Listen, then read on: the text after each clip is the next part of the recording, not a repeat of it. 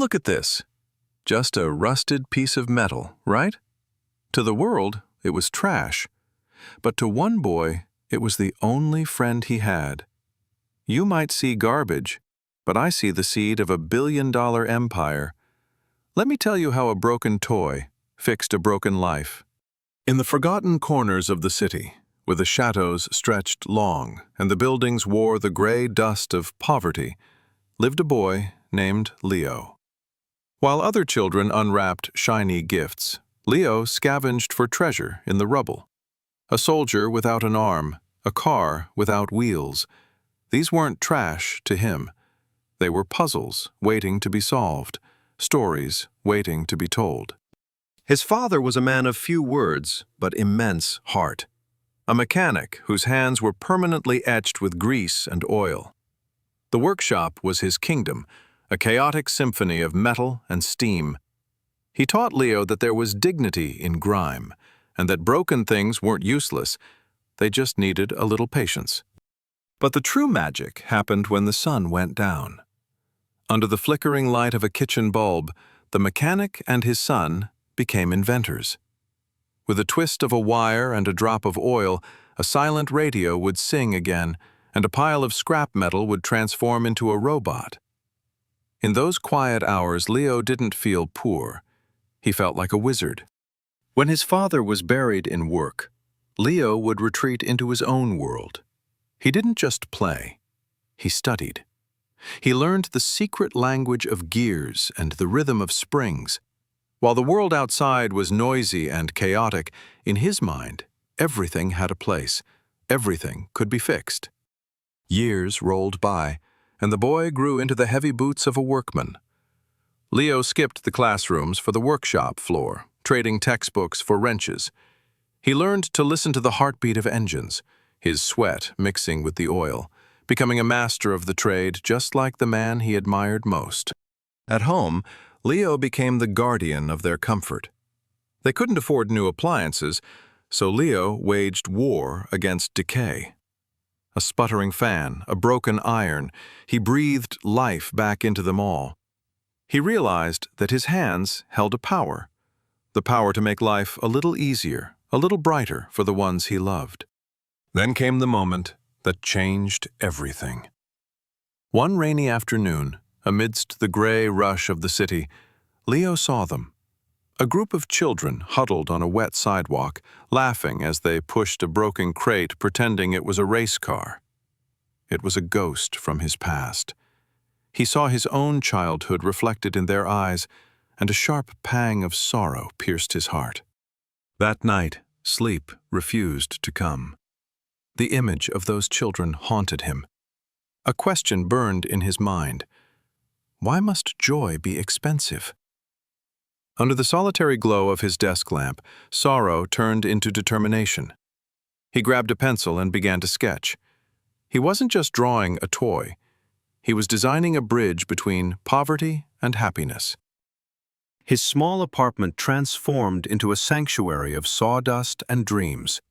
Leo worked with a feverish passion, carving wood and shaping metal late into the night. He didn't have high-tech machines, just his calloused hands and a vision. Every curve was sanded with love, every wheel attached with hope. He didn't launch with a grand opening, but on the humble steps of his front porch. The neighborhood kids gathered, eyes wide with wonder. These weren't flimsy plastic trinkets. They were solid, beautiful, and real. When the first child handed him a few crumpled coins for a wooden car, Leo didn't just feel relief, he felt a profound sense of purpose. Whispers of the magic mechanic spread through the streets. Demand grew until the living room could hold it no more. Leo's Wonderworks opened its doors, a small shop with a hand-painted sign, but inside, it held a universe. It stood as a beacon of quality in a neighborhood used to second best. What made them special wasn't just the price, it was the soul. Every toy that left Leo's shelf carried a piece of his heart. They were built to last, built to be passed down, built to withstand the rough play of childhood. In a world of mass production, Leo offered a personal touch that money couldn't usually buy. The dream outgrew the shop. The hum of a single saw was replaced by the roar of a factory floor. Leo, once the solitary tinkerer, now led an army of craftsmen. Yet, he walked the floor not as a boss, but as a fellow maker, inspecting every batch, ensuring that the promise of quality was never broken. Decades passed, and the name Leo became synonymous with childhood joy across the globe. From a dusty alleyway to neon-lit skyscrapers, the company stood as a titan of industry. But unlike many who climbed to the top, Leo never let the altitude make him dizzy. He remembered the view from the bottom.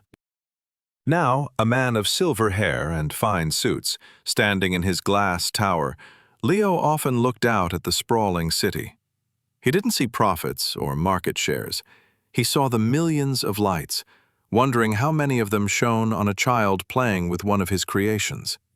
He knew that a legacy isn't built on what you keep, but what you share. The charity events were grand, but for Leo, they were personal. He ensured that thousands of toys reached the hands of those who needed them most, turning the profits of his empire into smiles for the forgotten. But his favorite moments weren't in the boardroom. They were back on the streets, kneeling on the concrete, eye to eye with a boy who looked just like he once did. Leo handed over a brand new truck. No cameras, no fanfare, just a quiet exchange of hope from one generation to the next. As he watched the boy run off, clutching the toy, Leo reached into his pocket. His fingers brushed against cold metal, the broken toy soldier he had kept for 60 years. A tear traced a path down his cheek. He realized that he hadn't just fixed toys all his life. He had healed the broken boy inside himself.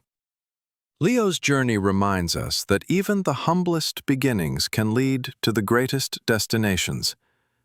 It wasn't money that built his empire. It was the refusal to let his circumstances define his future. He took the broken pieces of his reality and built a masterpiece. Remember, no matter where you start, your hands have the power to create, to fix, and to give. True success is not about how high you climb, but how many people you lift up with you.